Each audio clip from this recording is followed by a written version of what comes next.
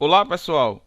Dando continuidade às nossas aulas, hoje teremos a aula de número 12.1. Essa aula será um complemento da aula de número 12 e veremos hoje a comparação de números decimais. Como eu falei para vocês, pessoal, todo número decimal ele tem uma certa estrutura, não foi isso? E qual era essa estrutura? Eram números que tinham uma parte inteira e uma parte decimal, sendo que essas duas partes, eram divididas, separadas entre uma vírgula. Então, nós tínhamos parte inteira, vírgula, e a parte decimal. Ou também, fracionária. Agora, o que seria comparar números decimais? Comparar nada mais é do que dizer se tal número é maior que outro, ou menor, ou até mesmo igual, certo? E para fazer essa comparação, eu vou dividir aqui em casos. O primeiro caso que eu vou falar para vocês é quando a parte inteira é diferente. Por exemplo, quem é maior? 1,25 ou 3,04. Percebam que as partes inteiras aqui são diferentes. Nessa situação, pessoal, a gente não vai se preocupar com a parte decimal. Então, se você estiver lá numa situação de comparação de números decimais com partes inteiras diferentes, não precisa se preocupar com a parte decimal.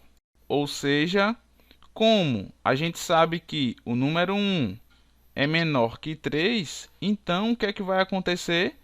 O número 1,25 também vai ser menor que 3,04. Tranquilo? Então, esse caso, a gente compara dessa forma, comparando apenas a parte inteira. Então, compara a parte inteira, como nós fizemos aqui, o 1 e o 3. O que der lá vai ser a mesma coisa para os números decimais.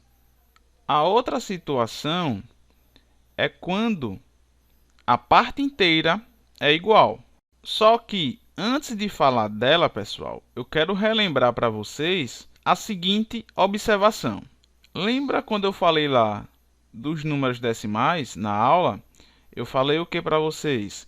Que quando a gente acrescentava zero no final da parte decimal do número, a gente não alterava o resultado. Não foi assim? Por exemplo, quando a gente tinha 1,2, isso aqui era a mesma coisa que 1,20, que era a mesma coisa que 1,200 e assim sucessivamente. Veja que a única coisa que eu fiz aqui foi sair acrescentando zeros no final da parte decimal desse número 1,2. E todos esses resultados é a mesma coisa. Ou seja, eu não altero o meu número decimal. E a gente usou, essa tática aí nas divisões também dos números decimais, para igualar a quantidade de casas decimais dos números que a gente ia dividir. Então, acrescentar zeros, no final da parte decimal, não vamos alterar o número em hipótese alguma. Voltando para a nossa segunda situação, onde a parte inteira é igual, vamos pegar aqui um exemplo. Quem é maior? 1,25 ou 1,34. Se vocês analisarem aqui, nós temos o quê? Parte inteira igual. E a parte decimal aqui tem a mesma quantidade de casas decimais. Então, nesse caso, pessoal, o que é que a gente vai fazer? Dessa vez, nós não vamos nos preocupar com a parte inteira, mas sim com a parte decimal. Por quê? Porque a parte inteira é igual. E como é que vai funcionar essa comparação? Olhe, nesse exemplo, os números têm a mesma quantidade de casas decimais. Então, basta a gente comparar o número que é formado na parte decimal. Veja, o número que é formado aqui é o 25.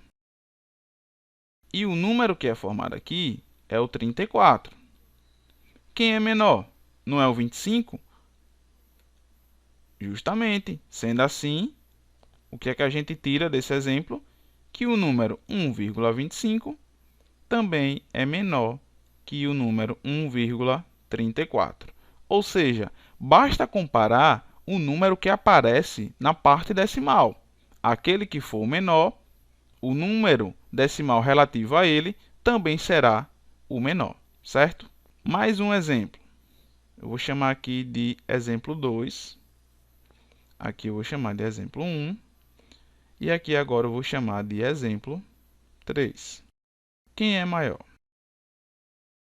2,35 ou 2,175? Muita gente se confunde aqui nesse exemplo. Percebam que a parte inteira é igual, porém a parte decimal não tem a mesma quantidade de casas decimais. Mas aí o que é que vocês vão ter que fazer? Vão completar. Como assim completar? Utilizando essa observação que eu falei para vocês. Olhe, a gente sempre completa de acordo com o número que tem a maior quantidade de casas decimais, não é isso? Notem que esse número aqui tem 3 casas decimais. E esse aqui só tem quantas? 2. Então, eu vou ter que tentar deixar esse 2,35 com 3 casas decimais. Como? Acrescentando um zero aqui. Beleza? Pronto. Agora é só a gente avaliar como fizemos no exemplo 2. Vamos olhar para a parte decimal desses números e ver qual é aquela parte, né, que tem o maior número. Veja que aqui nós temos o número 350. E aqui nós temos o número 175. Quem é maior? 350. Sendo assim, o que é que a gente tira? Que o número 2,35 é maior que o número 2,175. Beleza? Então, não se confunda. Se a parte decimal não tiver a mesma quantidade de algarismos, tente deixar com a mesma quantidade, acrescentando zeros no final.